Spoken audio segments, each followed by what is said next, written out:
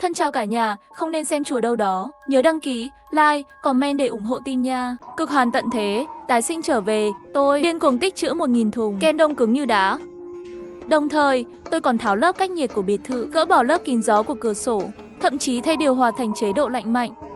Tất cả những điều này không phải vì tôi phát điên, mà là vì kiếp trước, tôi đã bị bác lớn và gia đình hắn đông chết khi sống sờ sờ. Lần này, bọn họ cũng tái sinh rồi. Từ nhỏ tôi không cha không mẹ. Là bác lớn và gia đình hắn nuôi tôi lớn lên. Vì thế, tôi rộng lượng cho họ vào biệt thự tránh nạn. Nhưng trận báo tuyết ập đến quá bất ngờ, thực phẩm trong biệt thự cạn kiệt. Vì giành giật thức ăn, bọn họ đã giết con chó mà tôi nuôi suốt 7 năm để tôi ra khỏi biệt thự. Cuối cùng, tôi bị đông chết giữa trời tuyết trừ 60 độ bách phân. Kiếp này, tôi sẽ không để chuyện đó xảy ra lần nữa. Lần này, tôi muốn tận mắt nhìn lũ bạch nhãn lang đó diệt vong. Tôi đang định bước vào căn hộ thuê ở trung tâm thành phố, thì bỗng nghe thấy tiếng động bên trong. Chẳng lẽ có trộm? Nhưng âm thanh đó lại rất quen thuộc. Tôi sững người, dù có hóa thành cho tôi cũng nhận ra. Chính là bác lớn và gia đình hắn, những kẻ đã hại chết tôi ở kiếp trước. Bọn họ có chìa khóa nhà tôi, luôn tìm đến tá túc hết lần này đến lần khác, còn quen thuộc hơn cả nhà của họ. Trước đây, vì mang ơn nuôi dưỡng, tôi không tiện nói gì, nhưng bây giờ, tôi chỉ còn lại hận thù với bọn họ. Tôi định đuổi bọn họ đi ngay lập tức. Nhưng rồi, tôi nghe thấy một cuộc đối thoại khiến tôi bàng hoàng. Lâm Kỳ, con nhà đầu đó đặt hẳn 200 thùng mì ăn liền. Con nghe nói nó liên hệ công ty sửa chữa, đặt mua cả đống vật liệu cách nhiệt. Chắc chắn nó cũng tái sinh rồi. Nếu không, ai lại mua từng đó mì ăn liền ăn đến năm nào? Lời của bác gái khiến tôi lạnh cả người. Không ngờ bọn họ cũng tái sinh. Kiếp này, chắc chắn nó định trốn một mình, để nhìn chúng tôi bị đông chết. Đúng là đồ cầm thú. Nuôi nó lớn chừng này đúng là phí công. Buồn cười thật. Chẳng biết kiếp trước là lũ cầm thú nào đã vứt tôi ra ngoài trời tuyết để tôi chết cóng. Hay là chúng tôi tương kế tự kế. Đợi nó tích trữ đủ hàng hóa, sửa sang biệt thự xong, rồi lại đuổi nó ra ngoài như kiếp trước. Nghe xong, lòng tôi băng giá. Kiếp này bọn họ còn dám lặp lại chuyện đó. Tôi muốn lập tức xông vào vạch trần chúng. Nhưng như vậy chỉ khiến bọn chúng cảnh giác. Một khi biết sự thật, chắc chắn chúng sẽ có đề phòng. Tôi phải nghĩ cách khác. Thế là tôi giả vờ như không có chuyện gì xảy ra, bước vào nhà. Gia đình bác lớn lập tức sững lại. Con nhà đầu chết tiệt này, sao giờ này mới về? Chúng tôi đói lắm rồi, bác cái bực bội nói. Hoàn toàn xem tôi như người hầu. Bác cái đừng vội, chờ một chút, con dẫn mọi người đi ăn. Đúng rồi, bác lớn, con có chuyện muốn bàn với bác. Có thể cho con mượn 500.000 không? Vừa nghe đến vay tiền, bác cái lập tức nổi đoá. Con nhà đầu chết tiệt, mày có tiền mua biệt thự lớn mà còn mặt dày mở miệng mượn tiền bọn ta. Chúng ta không có tiền. Nhìn vẻ mặt keo kiệt của bà ấy, tôi lập tức giả vờ đáng thương. Ái cha, con mua biệt thự này trả hết một lần luôn rồi, giờ không còn tiền nữa. Con muốn sửa sang lại cho đẹp hơn. Tôi nói mập mờ, khiến gia đình bác lớn không thể xác định tôi có tái sinh hay không. Tự mà nghĩ cách đi. Chúng tôi không có tiền. Bác gái khoanh tay từ chối, nhất quyết không cho mượn. Thế là tôi cũng bắt chước khoanh tay như bà ta, bất lực nói, nếu vậy thì thôi, con tạm thời dừng sửa chữa, đợi sang năm có tiền rồi làm tiếp. Vừa nghe tôi định dừng thi công, gia đình bác lớn lập tức hoảng hốt. Dù sao biệt thự này chỉ để tránh nóng, hoàn toàn không có khả năng chống lạnh. Đừng dừng nữa, bác lớn ủng hộ con, tôi chuyển tiền cho con ngay. Bác lớn lấy điện thoại ra, khiến bác gái sốt ruột vô cùng. Hai người trao đổi ánh mắt. Cuối cùng bác gái cũng phải nhượng bộ. Rất nhanh, tôi nhận được tin nhắn chuyển khoản. Có số tiền này, tôi có thể tích trữ thêm nhiều hàng hóa hơn. Cảm ơn bác lớn, gần đây con cũng nghĩ thông rồi. Anh họ không phải luôn muốn căn biệt thự của con sao? Đợi sửa xong con sẽ tặng anh làm phòng cưới. Dù sao con giữ lại cũng chẳng có ích gì. Lời này đánh thẳng vào tâm lý của gia đình bác lớn. Chắc bọn họ cũng nghĩ như tôi. Ai biết tận thế này sẽ kéo dài bao lâu, nên phải chiếm lấy căn biệt thự trước đã. Lấy được căn nhà trước thì mới yên tâm. Xem như người vẫn còn chút lương tâm, không để chúng tôi nuôi người uổng phí bao năm nay. Bác gái vui mừng rạng rỡ, dường như đã tưởng tượng ra cuộc sống tươi đẹp sau này. Tôi cười giả lả, quay đầu liền tìm nửa công ty, kéo hết toàn bộ vật tư trong biệt thự đi. Tiễn bác cả nhà rời đi. Tôi đến biệt thự ngoại ông. Nơi này tuy vị trí hẻo lánh và không gian rộng, nhưng quá thấp, căn bản không thể chống chọi với bão tuyết tận thế. Xem ra vẫn là nhà cao tầng an toàn hơn. Mà căn nhà tôi đang ở hiện tại, bác lớn cả nhà có thể đến bất cứ lúc nào, cũng không thích hợp để cải tạo. Vậy nên tôi thuê căn hộ cao tầng trong khu chung cư sang trọng nhất thành phố. Mời đợi thi công, gia cố thêm mấy lớp vật liệu cách nhiệt dày, lại gia cố vững chắc toàn bộ tường. Phòng khi tuyết lớn làm sập, Đồng thời, các loại thực phẩm, nước uống, thức ăn cho chó, thiết bị giữ ấm đều phải chuẩn bị đầy đủ. Căn cứ sinh tồn của tôi đang được gia cố vô cùng khẩn trương. Biệt thự bên kia đương nhiên cũng phải cải tạo một phen. Món quà bất ngờ này nhất định phải để bác cả nhà nhận lấy. Tôi mời đội thi công đến, yêu cầu trong thời gian ngắn nhất rút hết toàn bộ vật liệu cách nhiệt bên ngoài tường. Phải làm cho nó trông vàng son bên ngoài nhưng mục nát bên trong. Chỉ cần một cơn gió lớn là sập ngay. Thợ sửa nhà tưởng tôi có vấn đề trong đầu. Ai lại phá hỏng căn biệt thự mình vất vả mua thế này. Nhưng vì số tiền tôi trả hậu hĩnh nên bọn họ cũng không hỏi nhiều. Cùng lúc đó, tôi thay toàn bộ điều hòa chế độ làm lạnh. Ngay cả dải cao su cách nhiệt ở cửa sổ cũng bị tôi gỡ sạch, làm cho không thể đóng chặt được nữa. Bất kể thế nào cũng sẽ có gió lùa vào. Sau khi hoàn thành mọi thứ, tôi chụp lại hình ảnh công trình và đăng một bài trên mạng xã hội chỉ cho bác cả nhà xem. Trang hoàng lại biệt thự thật đẹp. Sau này không còn lo gió tuyết nữa. Rất nhanh, bác cả đã vào nhấn thích liên tục. Sau khi làm xong mọi thứ, tôi ra phố tìm chỗ ăn cơm. Đột nhiên nhận được cuộc gọi từ bác cả Mầu. Lâm Kỳ à, không phải con nói sẽ sang tên căn nhà cho anh con sao? Mau lên đi, anh con muốn nhân mấy ngày này để làm đám cưới. Nghe xong tôi chỉ khẽ cười lạnh trong lòng. Cấp cáp đến mức này rồi sao? Đúng là một gia đình vô liêm sỉ. Không chỉ muốn chiếm tài sản của tôi, mà còn muốn hại mạng tôi. Bác cái à, mấy ngày này con đang bận sửa nhà. Qua một thời gian nữa đi, bác cứ yên tâm, căn nhà này con nhất định sẽ giao cho anh họ. Dù sao bác nuôi con lớn cũng không dễ dàng gì. Bác biết vậy là tốt. Nói thật lòng, chính con đã cướp vận may của anh con. Không thì sự nghiệp bây giờ của con vốn là của nó rồi. Con cũng nên trả lại món nợ này đi. À đúng rồi, nhớ chuẩn bị nhiều đồ ăn trong biệt thự, để sau này anh chị con đỡ phải đi ra ngoài vất vả. Tôi đảo mắt trắng đến tận trời, tùy tiện đáp vài câu rồi cúp máy. Lúc đó tôi chợt nhìn thấy trong tủ Đông Bắc Đại Bản, một thùng có 30 cái, giá rẻ, chất lượng tốt, lại còn bổ sung đường. Trong tận thế giá lạnh cũng không sợ ton. Không mua ngay 1000 thùng để bác cả ăn cho đã sao? Tôi đặt hàng với chủ tiệm, chỉ đợi giao tận nơi. Nhưng khi trở về biệt thự, tôi phát hiện một người phụ nữ xa lạ mặc váy đứng trước cửa. Cô tôi thẳng chân đá vào Hoa Sinh. Con chó thối này từ đâu ra? Thật là phiền phức. Tôi lập tức nổi giận. Hoa Sinh của tôi đang yên lành nằm đó. Cô tôi không nói không rằng đã lao tới đá nó một cú. Còn mụ chết tiệt, cô làm gì vậy? Tôi dùng sức đẩy mạnh một cái, cô tôi ngã phịch xuống đất, la lên đầy thảm thương. Ngay giây tiếp theo, một cái bạt tai giáng thẳng vào mặt tôi. Đồ vô dụng, mày dám đẩy vợ tao? Tôi bị đánh đến choáng váng, nhưng vẫn nghe ra giọng người đó. Ngoài cái tên liếm chó là anh họ tôi thì còn ai vào đây? Hắn đá chó của tôi, sao tôi không thể đẩy hắn? Hơn nữa, sao các người lại ở nhà tôi? Đây là xâm phạm từ già đấy. Nhà của mày, đúng là trò cười. Đây là nhà của tao, tao dẫn vợ tao tới xem thì có gì sai? Anh họ tôi mặt dày trơ trẽn, khiến tôi tức đến bật cười. Anh có bị điên không? Đây là nhà tôi mua. Ha, mày mua thì là của mày sao? Ba mẹ tao vất vả nuôi mày lớn, tiền mày kiếm được đương nhiên phải dâng cho tao. Nhà mày mua cũng là của tao. Nhìn hắn trơ trẽn, tôi chẳng muốn đôi co. Nhưng ngay giây tiếp theo, hắn lập tức đổi sắc mặt, ôm chặt Liễu Như Yên, dỗ dành. Em yêu, đừng chấp nhặt với thứ vô dụng này. Có phải con chó này làm em sợ không? Chồng sẽ làm thịt nó cho em bồi bổ nhé. Nói xong, hắn giơ tay định vỗ đầu Hoa Sinh. Nhớ lại kiếp trước Hoa Sinh bị bọn chúng hành hạ, tôi quyết không để họ bắt nạt nó lần nào nữa. Hoa Sinh, cắn chúng đi. Nhận được mệnh lệnh, Hoa Sinh lao thẳng vào hai kẻ khốn nạn. Đồ vô dụng, quản chó của mày đi. Cả hai bị cắn la hét ầm ĩ, chạy trốn như hai con chó hoang. Trông chúng thật thảm hại. Còn tôi thì vui vẻ dắt Hoa Sinh vào biệt thự. Đúng lúc đó, chủ tiệm giao Đông Bắc Đại Bản cũng đến. Cô gái à, dù có thích ăn đến mấy cũng không thể mua nhiều thế này. Ăn không hết thì làm sao đây? Tôi tùy tiện bịa một lý do, rồi bảo ông ấy dỡ hàng rồi đi đi. Tôi định ở lại biệt thự nghỉ ngơi một đêm. Bỗng dưng cảm thấy có một luồng khí lạnh, tôi sững người, lập tức chạy ra ngoài. Quả nhiên, bầu trời vừa nãy còn hơn 30 độ, giờ đã bắt đầu rơi tuyết. Hỏng rồi, tận thế đến sớm hơn dự kiến. Ngay lúc đó, tiếng động cơ xe vang lên từ xa.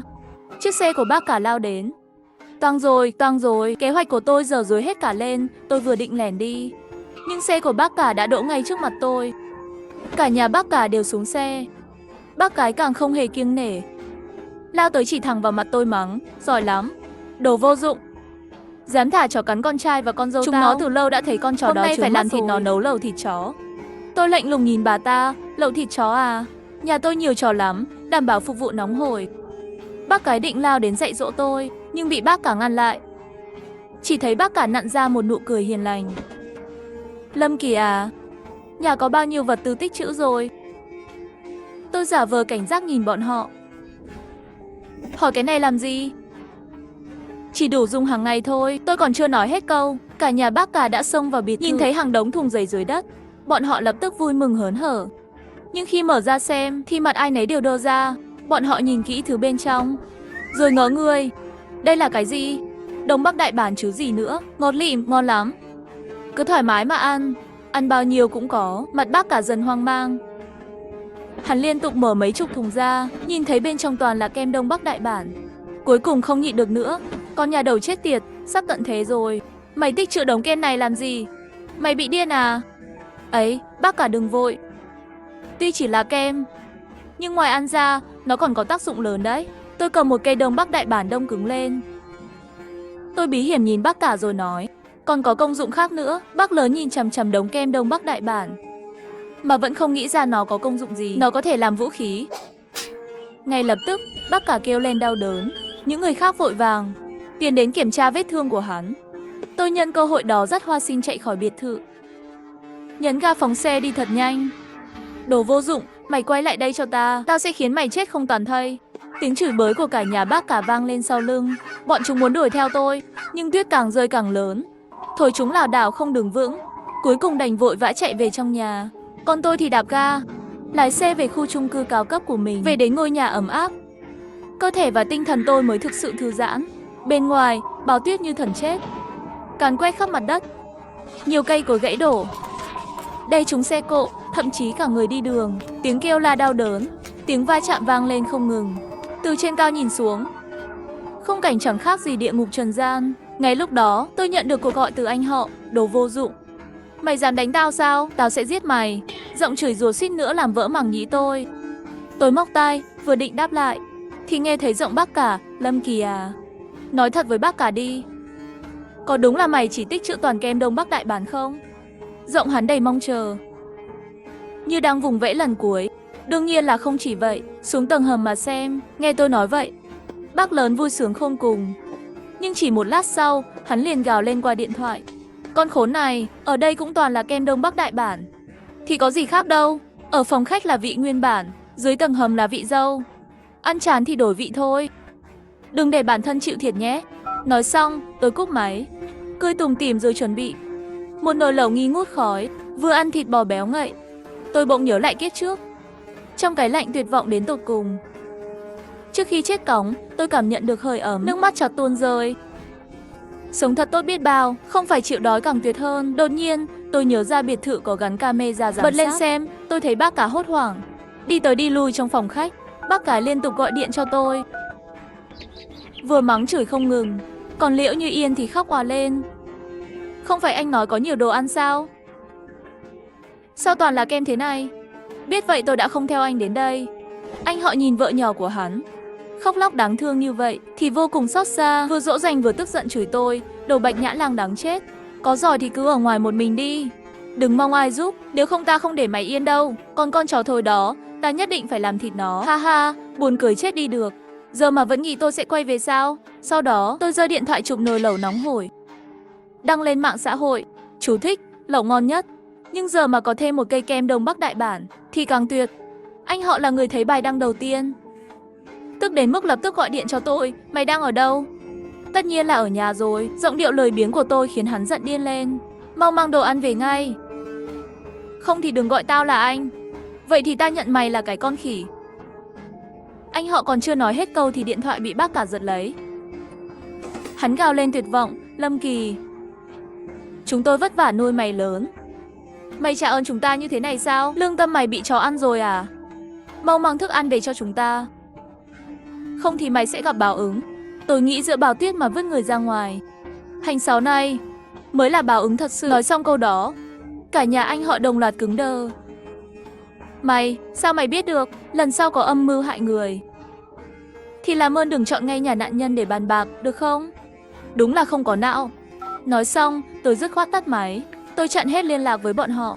Sau khi ăn no, tôi nằm dài trên sofa vừa xem phim, vừa theo dõi cảnh khốn đốn của họ qua camera. Thời tiết ngày càng lạnh hơn, nhiệt độ đã xuống dưới 0 độ C. Phần lớn hành lý của họ vẫn còn trên xe, mà chiếc xe đó giờ đã bị tôi lái đi mất. Chỉ còn lại một vali với vài bộ quần áo rõ ràng là không đủ. Lúc này, Liễu Như Yên run rẩy cầm điều khiển. Nhưng dù ấn thế nào cũng chỉ lạnh đến mức cô tôi suýt phát khóc. Cái điều hòa chết tiệt này sao lại không có sưởi chứ? Bác lớn bước tới kiểm tra. Nhìn một lúc rồi dậm chân tức giận. Nó vốn dĩ không có chức năng sưởi. Cả đám nghe vậy liền hoảng loạn chạy khắp nhà, tìm kiếm nhưng chẳng có chiếc điều hòa nào có chức năng sưởi. Thấy vậy, Liễu Như Yên lập tức khóc òa lên. Tôi tạo nghiệp gì thế này? Biết thế này đã ngoan ngoãn ở nhà rồi. Bác cái vốn đã bực bội, giờ nghe tiếng khóc lại càng thêm tức. Khóc, suốt ngày chỉ biết khóc. Đúng là đồ sao chổi. Bà tôi đã quen thói hống hách, mồm miệng luôn chua ngoa. Nhưng Liễu Như Yên cũng không phải hạng dễ bắt nạt. Lập tức bật lại. Cái chỗ rách nát này, bà tưởng tôi cứ tưởng nhà này giỏi giang lắm cơ. Không ngờ toàn một lũ vô dụng. Nghe vậy, bác cả mẫu lập tức nổi điên. Bà tôi giơ tay tát thẳng vào mặt Liễu Như Yên. Đồ con danh láo tét. Dù sao tao cũng là mẹ chồng tương lai của mày. Mày chẳng có chút phép tắc nào cả. Để tao dạy dỗ lại mày. Nhưng Liễu Như Yên cũng chẳng vừa. Lập tức tát lại một cái, khiến mặt bà ta lệch hẳn đi. Phép tắc á? Bà già rồi, tôi chính là phép tắc đây. Bác cái tức điên, gần như phát điên, lao vào đánh nhau với Liễu Như Yên. Bác lớn và anh họ tôi phải chạy đến can ngăn. Anh họ tôi thấy vợ bị đánh rách mặt thì đau lòng không chịu nổi. Không cần biết đúng sai, hắn liền quay sang trách móc mẹ ruột. Mẹ có thể đừng quá đáng như vậy không? Sao mẹ lại đi bắt nạt một cô gái trẻ chứ? Bác cái lập tức chết lặng. Mẹ là mẹ ruột của con không bênh mẹ mà lại đi bênh một người ngoài sao? Đúng là uổng công mẹ nuôi con bao năm. Sao số tôi khổ thế này? Bác gái ngồi bệt xuống đất gào khóc, tiếng kêu còn chói tai hơn tiếng lừa kêu. Đúng lúc này, bác lớn bỗng nhiên giơ chân đá bà ta phiền chết đi được. Giờ lo mà nghĩ xem làm sao để sống sót đi. Bác gái trợn mắt nhìn chồng không thể tin nổi. Nước mắt lạ chạ rơi xuống. Ngay giây tiếp theo, bà ta lập tức bùng nổ, lăn lộn trên đất ăn vạ. Tôi không sống nữa. Đúng là một lũ súc sinh, tại sao số tôi lại khổ thế này? Thấy vậy, bác lớn chỉ có thể thở dài bất lực. Rồi cùng anh họ tôi mỗi người cầm một thanh bánh mì đông cứng, cắn thử một miếng. Mẹ kiếp, nếu sau này gặp lại con tiện nhân đó, tôi nhất định nhét đầy bánh mì đông cứng vào họng nó. Nhìn cảnh cả nhà bác cả khốn đốn như vậy, tôi cười đến mức không ngậm miệng nổi. Rồi làm ngay một phần gà rán để ăn. Sáng hôm sau khi ăn no uống đủ, tôi lại mở camera ra giám sát. Cả căn biệt thự chỉ còn trơ lại rừng trống. Chúng nó chỉ có thể co rúm vào nhau để sưởi ấm. Cứ như thế, mấy người bọn họ chỉ nhờ vào bánh mì suốt 3 ngày. Giờ đã đòi đến mức hoa mắt chóng mặt. Cứ tiếp tục thế này không phải cách. Chúng ta phải ra ngoài tìm thức ăn thôi. Nhưng tôi xem bản đồ rồi, siêu thị gần nhất cách đây tận 10 km. Sợ là chúng ta đi không nổi đâu. Hay là chúng ta chờ cứu hộ? Cái chỗ khỉ hò cỏ gáy này, đội cứu hộ chắc gì đã tìm ra chúng ta. Ra ngoài còn có hy vọng. Ở đây chỉ có con đường chết. Chẳng lẽ anh định ăn bánh mì đông cứng đến chết sao? Anh họ tôi thở dài nặng nề. Được rồi, chúng ta ra ngoài tìm thức ăn. Yên, em cứ ở nhà đi. Nhưng lời còn chưa dứt, bác gái đã tức giận. Tại sao nó lại được ở nhà mà không phải đi kiếm đồ ăn? Yên là con gái yếu đuối. Sao mẹ nỡ để em ấy ra ngoài mạo hiểm? Lời này lập tức khiến bác cả mẫu phát điên. Thế mẹ không phải phụ nữ yếu đuối à? Mẹ đã gần 60 tuổi rồi đấy. Thế mà con đành lòng để mẹ ruột của mình đi mạo hiểm à? Nuôi con lớn ngần này mà chẳng có ích gì. Thôi được rồi. Cả hai người cứ ở nhà đi, được chưa? Anh họ tôi bực bội nên đành thỏa hiệp, quấn chặt quần áo rồi cùng bác cả ra ngoài. Nhưng vừa mở cửa, hai người vừa ra cửa đã bị chôn nửa người trong tuyết, lạnh chết mất. Họ cố gắng lách mình xuyên qua lớp tuyết dày. Dù hiện tại gió chưa nổi lên, nhưng nhiệt độ đã giảm xuống còn trừ 35 độ bách phân. Mới đi được mấy bước, trên mặt họ đã đóng một lớp băng dày. Không chịu nổi nữa, lạnh chết mẹ rồi. Chỗ nhạy cảm của tôi sắp đông cứng luôn. Họ còn chưa kịp ra khỏi sân, đã lảo đảo bò trở lại vào nhà. Thấy hai người họ quay lại tay trắng. Liễu Như Yên tràn đầy khinh bỉ, đồ vô dụng. Mới có thế mà đã chịu không nổi. Anh còn là đàn ông không vậy? Dù anh họ tôi là loại đàn ông chuyên đi nịnh hót phụ nữ, nhưng lúc này mặt hắn cũng xám xịt. Bác cái lập tức cào lên, còn dám nói móc. Tin tao xé nát cái miệng của mày không? Giỏi lắm thì tự ra ngoài mà kiếm đồ đi. Dù con trai không đứng về phía bà ta, nhưng bà ta vẫn phải bênh con mình. Vậy thì cứ nhịn đói đi. À đúng rồi, bánh mì đông cứng thì ăn thoải mái. Liễu Như Yên giật lấy một ổ bánh mì rồi ném thẳng vào mặt bác cả mẫu. Bà tôi đau đến mức hét lên. Bác gái làm sao chịu nổi chuyện này, lập tức ném trả lại một ổ bánh mì. Hai người cứ thế quăng qua quăng lại, còn vui hơn cả xiếc thú. Anh họ tôi và bác cả bất lực nhìn cảnh tượng trước mắt, rồi ngồi phịch xuống sofa, đầu óc trống rỗng. Chẳng mấy chốc, hai con hổ cái cũng đã mệt thở hồng hộc. Bác gái trông có vẻ đói đến mức chịu không nổi, bất đắc dĩ cắn một miếng bánh mì đông cứng. Kết quả chưa được 2 giây, bà ta lập tức há miệng đau đớn. Ôi trời ơi, cái răng của tôi. Ha ha, đáng đời. Liễu Như Yên cười hả hê bên cạnh.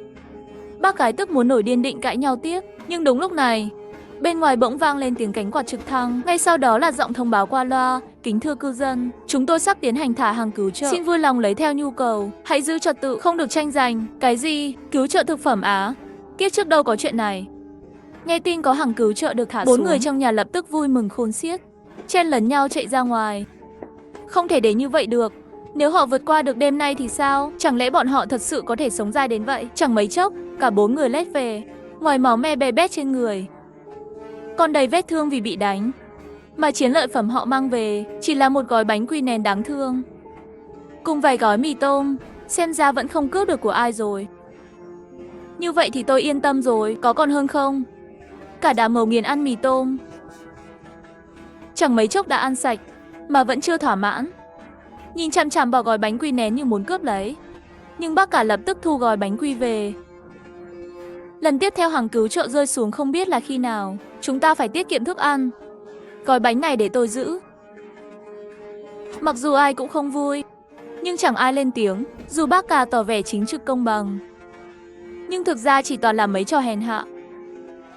Quả nhiên, tối hôm đó, khi tất cả đã ngủ say, hắn lén lút lấy bánh quy ra ăn. Một vở kịch hay như thế này, làm sao có thể để cả nhà hắn bỏ lỡ được. Tôi lập tức nhấn chuông báo động của hệ thống giám sát. Chỉ trong 1 giây, đủ để làm cả nhà bừng tỉnh. Lúc này, bác cả vẫn chưa kịp phản ứng. Ba cặp mắt đã hung tợn nhìn chằm chằm vào ông tôi. Ba, sao ba lại lén lút ăn một mình? Ở đây ai cũng đang đói cả. Anh họ tôi tức giận giật phát gói bánh từ tay bác cả. Dù bị bắt của tang, nhưng bác cả vẫn cố cãi. Tao ăn mấy miếng thì sao? Tao là ba mày. Tao là chủ nhà này. Tao muốn ăn bao nhiêu thì ăn. Nói xong, bác cả giơ tay định tát anh họ tôi. Nhưng ông tôi không ngờ rằng anh họ tôi lập tức đạp thẳng vào bụng. Bác lớn như con diều đứt dây, bay văng ra ngoài, ngã xuống đất bất tỉnh nhân sự. Bác gái chết lặng, vừa khóc vừa mắng, đó là cha con đấy. Sao con dám đánh cha mình? Anh họ tôi thoáng vẻ áy náy. Nhưng ngay lúc đó, Liễu Như Yên đột nhiên nắm lấy tay anh họ tôi, ghé sát tai thì thầm điều gì đó. Giây tiếp theo, vẻ mặt anh họ có chút do dự, nhưng nhanh chóng đưa ra quyết định. Nhấc bổng bác cả lên, đi thẳng ra cửa. Lúc này, bác cả chợt tỉnh lại, lập tức hoảng loạn hét lên, thằng khốn, mày định làm gì? Tao là cha mày, mau thả ta ra. Xin lỗi cha ăn nhiều quá, lại còn già yếu, giữ cha lại chỉ tổ phí tài nguyên. Xem như cha cống hiến lần cuối vì con đi. Nói rồi, anh họ tôi định ném bác cả ra ngoài, nhưng bác cả bấu chặt khung cửa. Cả hai giằng co ngay cửa chính. Con phải tỉnh táo lại, đừng để con tiện nhân kia mê hoặc. Đến cha ruột mà cũng bỏ. Mẹ à, không còn cách nào khác. Nếu không, cả nhà tôi sẽ chết. Mẹ giúp con lần này đi, sau này con sẽ hiếu thảo với mẹ. Con xin mẹ đấy. Nghe anh họ nói vậy, bác gái đơ người, tay dần buông lỏng, rồi quay lưng đi, không nhìn cảnh tượng tàn nhẫn đó nữa. Các người là súc sinh, tao có chết cũng không tha cho tụi mày. Giữa tiếng gào thét, bác cả bị ném ra ngoài tuyết, y hệt cảnh tôi bị đuổi đi kiếp trước. Ngoài cửa vang lên tiếng đập cửa và tiếng than khóc, nhưng dần yếu đi yếu dần, cho đến khi tan biến trong cơn bão tuyết. Bác gái quỵ xuống đất, khóc lóc thảm thiết. Ông à, tôi có lỗi với ông. Anh họ tôi tiến đến, cúi xuống nói, mẹ yên tâm, con sẽ chăm sóc mẹ. Bác gái đờ đẫn gật đầu, muốn quay lại ôm lấy anh họ tôi. Nhưng giây tiếp theo, anh họ tôi đột nhiên bế bổng bà ta lên, ném thẳng ra ngoài cửa. Tôi giật mình đến rơi cả điện thoại xuống đất. Tôi không ngờ rằng anh họ lại có thể làm đến mức này, nhẫn tâm với cả cha mẹ ruột. Ngoài cửa lại vang lên tiếng gào khóc của bác cả mấu, nhưng cũng dần yếu đi, cho đến khi hoàn toàn im bặt. Anh họ tôi đột nhiên quỳ sụp xuống đất. Hắn quỳ xuống, dập đầu điên cuồng về phía cửa. Xin lỗi, con làm vậy chỉ để sống sót. Lương tâm hắn bị dày vò khủng khiếp. Liễu Như Yên bước tới, vội vàng ôm lấy hắn, nhẹ nhàng an ủi, không sao đâu. Bố mẹ anh nhất định sẽ tha thứ cho anh. Thật chứ, anh sợ lắm. Bây giờ anh chỉ còn em thôi. Yên Yên, chúng tôi cùng nhau sống sót nhé. Anh họ tôi ôm chặt Liễu Như Yên, khóc nức nở. Cô tôi im lặng vỗ về hắn. Chỉ có từ góc quay của camera giám sát mới thấy được ánh mắt tàn nhẫn của cô tôi. Quả nhiên địa ngục trống rỗng. Ác quỷ đang ở nhân gian, loại người này đúng là không thể nào cứu vớt. Tôi cảm thấy ghê tởm. Giảm dần số lần kiểm tra camera, một tuần nữa trôi qua. Tôi lại mở camera lên xem, sau đó bọn họ đi tranh cướp hàng tiếp tế. Nhưng lần này chỉ còn 2 người, nên giành được càng ít. Chỉ có một gói mì ăn liền, bánh quy nén từ lâu đã hết sạch. 2 người chia đôi gói mì. Vô hồn bỏ vào miệng, có lẽ đây là kết thúc. Nhưng được chết bên Yên Yên. Anh không còn gì hối tiếc. Đừng nói những lời ngốc nghếch đó, chúng tôi nhất định sẽ vượt qua. Anh ngủ trước đi, nói rồi anh họ tôi ngủ thiếp đi. Anh yêu, thấy anh không tỉnh lại. Liễu Như Yên bỗng lóe lên ánh mắt tàn nhẫn. Ai muốn chết chung với anh chứ? Tôi nói cho anh biết, bà đây phải sống thật tốt. Ngay sau đó, cô ta cởi áo khoác của anh họ tôi, khoác lên người mình, mặc kệ hắn chỉ mặc áo lót, ngủ thiếp đi trong cái lạnh thấu xương. Thật ấm áp. Yên Yên, chúng ta được cứu rồi sao? Đột nhiên, anh họ tôi nở nụ cười mãn nguyện, nhưng mí mắt vẫn không hề mở ra. Tôi biết đây là dấu hiệu sắp bị chết cóng. Rõ ràng Liễu Như Yên cũng biết. Cô tôi hài lòng lấy từ áo ra một thanh xô đến cô đến la, vừa nhấm nháp vừa cười hạnh phúc. Đồ khốn, còn dám giấu đồ ăn riêng. Cái này chỉ có loại đàn bà bỉ ổi mới làm được.